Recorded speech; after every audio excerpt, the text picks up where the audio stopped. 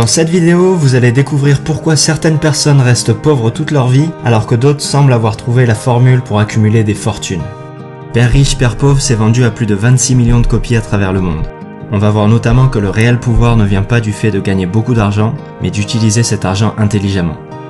La principale raison pour laquelle les riches s'enrichissent et que les pauvres deviennent de plus en plus pauvres, c'est que le sujet de l'argent n'est pas enseigné à l'école. Et il est difficile pour des parents pauvres d'expliquer à leurs enfants comment gagner de l'argent, car ils n'ont eux-mêmes pas pu sortir de cette situation. Ils doivent donc se rabattre sur ce qu'ils considèrent être le meilleur conseil possible pour leurs enfants: va à l'école et travaille dur pour obtenir des bonnes notes. Robert Kiyosaki avait lui aussi un père très éduqué, mais qui n'avait aucune idée comment gérer ses finances. Il lui disait sans cesse que c'était mal de vouloir de l'argent, qu'il ne pouvait pas lui offrir quelque chose parce qu'il n'en avait pas les moyens, et que la meilleure solution pour ne pas avoir de problèmes financiers c'était de travailler dur à l'école. En parallèle, Kiyosaki raconte qu'il a eu la chance de connaître une vision opposée grâce au père de son meilleur ami Mike, qu'il a rencontré quand il avait 9 ans et qui lui a permis de confronter ces deux visions dès le plus jeune âge. Celle de son père riche, le père de Mike, et son propre père, son père pauvre. La première leçon qu'il a apprise de son père riche, c'est que les riches ne travaillent pas pour l'argent. La principale émotion qui dirige les gens, c'est la peur. La peur de ne pas pouvoir payer ses factures, la peur de se faire virer, la peur de ne pas avoir assez d'argent, la peur de repartir à zéro. La plupart des gens n'étudient pas le sujet de l'argent. Ils se contentent de trouver un job, gagner un salaire et payer leurs dépenses, et ils pensent que c'est plus d'argent qui va régler leurs problèmes. Mais ils ne réalisent pas que le problème ce n'est pas leur manque d'argent, mais leur manque d'éducation financière. Cette peur de ne pas avoir assez d'argent est couplée d'une autre émotion puissante, le désir. Le jour où on reçoit une augmentation, on commence à réaliser toutes les choses que cet argent peut nous acheter. On se dit pourquoi pas acheter une plus grosse voiture, un appartement plus grand et mieux placé, et des expériences plus stimulantes et plus coûteuses, jusqu'à ce qu'on réalise qu'il nous faut plus d'argent. Et c'est comme ça que l'argent finit par prendre le contrôle de nos vies et qu'on se retrouve coincé à travailler dans un job qui nous plaît pas, simplement parce qu'on n'a pas pris le temps de s'éduquer sur le sujet de l'argent. Robert Kiyosaki appelle ça la rat race, ou la course de rats. On s'imagine un rat de laboratoire courir dans sa cage pour trouver une sortie, alors que son sort est déjà scellé. La première clé consiste à réaliser qu'on ne peut pas se contenter de tirer 100% de nos revenus de notre travail salarié, pour ne pas se retrouver coincé dans la course de rats. Ce qui importe, c'est pas combien d'argent vous gagnez, c'est combien d'argent vous gardez. On a tous entendu parler de ces gagnants du loto qui passent d'un seul coup de 0 à 10 millions sur leur compte en banque pour finir fauchés dans l'année, ou des anciens joueurs de foot qui gagnent des millions à 20 ans, mais qui font la queue chez Pôle emploi 10 ans plus tard. La solution, c'est de développer son éducation financière. Si vous voulez devenir riche, la plus importante leçon à retenir, c'est de connaître la différence entre un actif et un passif, et d'acheter des actifs. Les riches achètent des actifs, alors que les pauvres achètent des passifs qu'ils pensent être des actifs. Un actif va mettre de l'argent dans votre poche, alors qu'un passif va prendre de l'argent de votre poche. Un actif va créer pour vous un cash flow positif.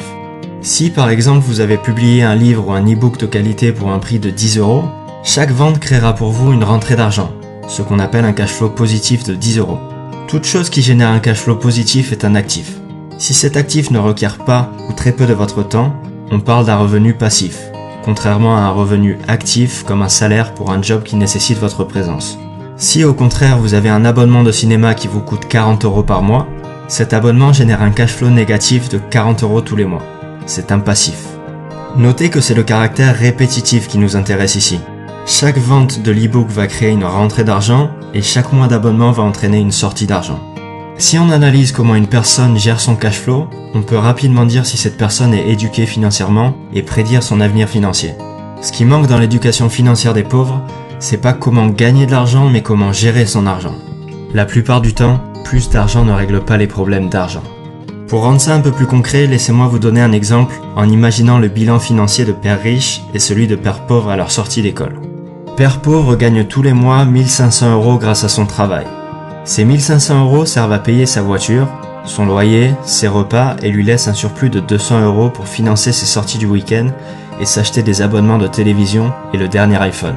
Son bilan financier ressemble donc à ça. Un revenu 100% généré par son job qui est égal à ses dépenses. Une quantité de passifs qui s'accumule et des actifs inexistants. Il emboutit sa voiture et doit donc s'endetter pour financer les réparations car il n'a pas d'argent de côté.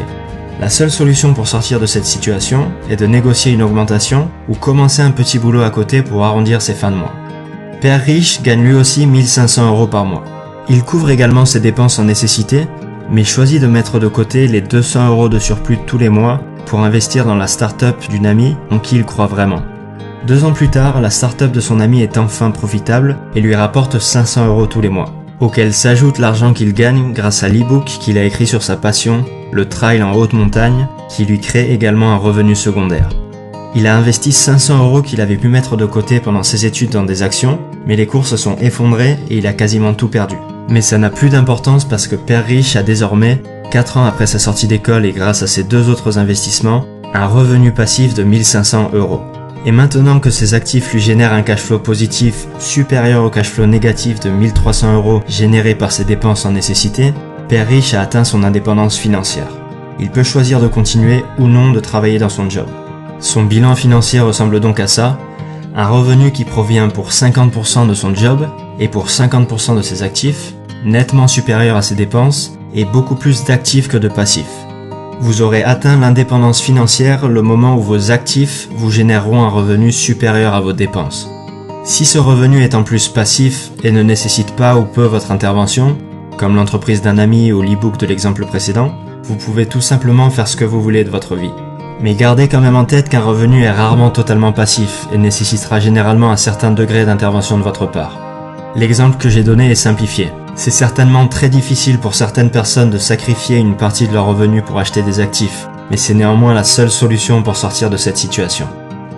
Vous l'avez compris, il faut gérer vos propres affaires, c'est-à-dire focaliser votre attention sur la colonne des actifs plutôt que sur votre feuille de paie. Et encore une fois, il n'y a pas de mal à vous focaliser sur votre feuille de paie seulement si le surplus est réinvesti dans des actifs. Gardez votre job, mais gérez vos propres affaires à côté. Vous avez différents types d'actifs que vous pouvez acheter. Vous pouvez développer un business qui puisse dans l'idéal se passer de votre présence, acheter des titres boursiers, acquérir des droits sur des musiques, des scripts ou toutes sortes de brevets, créer un blog, investir dans des entreprises, dans l'immobilier ou toute chose qui génère un revenu ou dont la valeur s'apprécie dans le temps. Quand vous investissez 1 € dans vos actifs, il ne faut jamais qu'il sorte de ces actifs. Imaginez-vous que chaque euro qui va dans vos actifs devient votre employé. Et ce qui est bien avec l'argent, c'est qu'il travaille jour et nuit et peut travailler pendant des générations à faire marcher l'économie et en créant pour vous un revenu. Pour simplifier, imaginons que vous ayez acheté une place de parking pour 1000 €. Vous pouvez dépenser le revenu que génère cette place de parking, disons 50 € par mois, mais il ne faut pas chercher à récupérer les 1000 € en revendant la place. Imaginez que vous ayez une poule.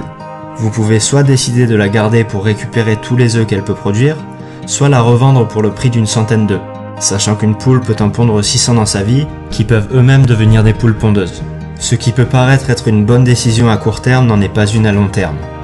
Par contre, une fois que votre cash flow commence à augmenter, vous pouvez dépenser cet argent généré par vos actifs pour acheter ce que vous voulez, étant donné que vous ne perdrez pas votre actif générateur de revenus en faisant ces dépenses. Et donc vous resterez riche. Un produit de luxe doit être la récompense d'avoir investi en développant vos actifs. Maintenant que vous avez développé vos propres affaires, vous allez pouvoir découvrir le plus grand secret des riches qui leur permet de garder leur avance. Les sociétés. Kiyosaki détruit le mythe selon lequel les riches payent pour les pauvres en expliquant que c'est la classe moyenne qui paye. Simplement, les riches utilisent les sociétés qu'ils possèdent pour financer leurs dépenses en passant un maximum en frais d'entreprise, qui sont moins taxés que les salaires. C'est donc les revenus de la classe moyenne qui sont majoritairement visés par les impôts. Je passe rapidement sur ce point-là parce que ça s'applique plus difficilement pour les PME en France, qui sont beaucoup plus taxés qu'aux États-Unis. La dernière leçon que j'ai retenue de ce livre, c'est que les riches inventent l'argent. Il faut d'abord développer nos connaissances avant de chercher à gagner de l'argent. Avant de commencer à investir, il faut d'abord apprendre à investir. Et grâce à ces connaissances, vous allez pouvoir créer de l'argent à partir de rien grâce à vos idées. Mais ce qui fera réellement la différence est déjà en vous. Dans le business et dans la vie, c'est pas ceux qui sont intelligents qui réussissent, mais ceux qui sont audacieux.